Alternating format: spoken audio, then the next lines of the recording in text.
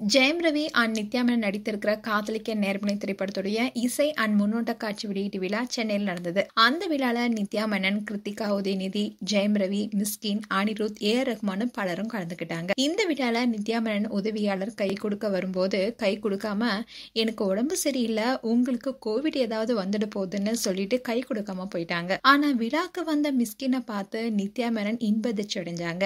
அவருடைய கன்னத்துல அன்பா முத்தம் கொடுத்த வீடியோ இப்போ சோஷியல் மீடியா வைரலாயிட்டு வருது. விழாக்கு வந்த நித்யா மேனன் மிஸ்கினை பார்த்து ஆச்சரியத்துல கத்துறாங்க. உடனே மிஸ்கின் நித்யா மேனனுடைய கைகளை பிடிச்சு நல்லா விசாரிக்க முயற்சி செஞ்சாரு. உடனே நித்யா மேனன் தயவு செஞ்சு என்ன தொடாதீங்கன்னு சொன்னாங்க.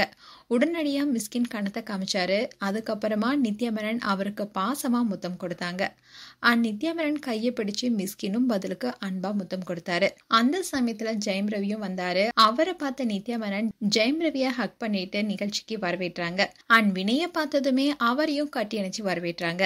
இதை பார்த்த நெட்டிசன்ஸ் எல்லாம் அசிஸ்டன்ட் கை கொடுக்க வந்தா உடம்பு முடியலன்னு சொல்லிட்டு இப்போ நடிகர்களோட ரொம்ப நெருக்கமா பாசம் காட்டுறாங்க நித்யா மேனன்.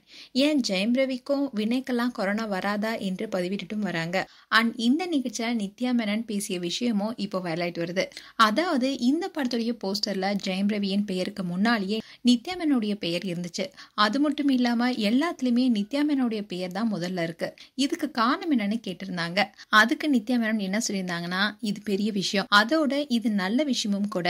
என்னதான் சினிமாவில் பெண் கதாபாத்திரத்துக்கு முக்கியத்துவம் இருந்தாலும் நடிகைகளுடைய பெயரை முதல்ல போறது குறித்து யாருமே யோசிக்கிறது இல்ல. நான் இதுக்கு முன்னாடி பெண் இயக்குனருடன் பணியாற்றியிருக்கேன். ஆனா இப்போதான் இது நடந்திருக்கு. ஆணாதிக்கம் நிறைந்த இந்த சமூகத்துல சினிமாவிலும் ஆணாதிக்கம் இருக்கு.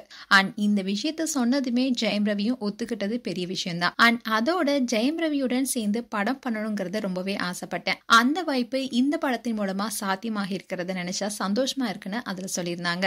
இவங்க பேசின இந்த விஷயம் இப்போ வைரலாயிட்டு வருது. மேலும் நித்யா மேனன் குறித்து உங்களுடைய கருத்துக்களை கமெண்ட் செக்ஷன்ல சொல்லுங்க. இது போன்ற வீடியோஸை பார்க்க நியூஸ் தமிழ் கிளிட்ஸ் சேனலை சப்ஸ்கிரைப் பண்ணுங்க. மறக்காம நோட்டிபிகேஷன் பட்டனை கிளிக் பண்ணுங்க.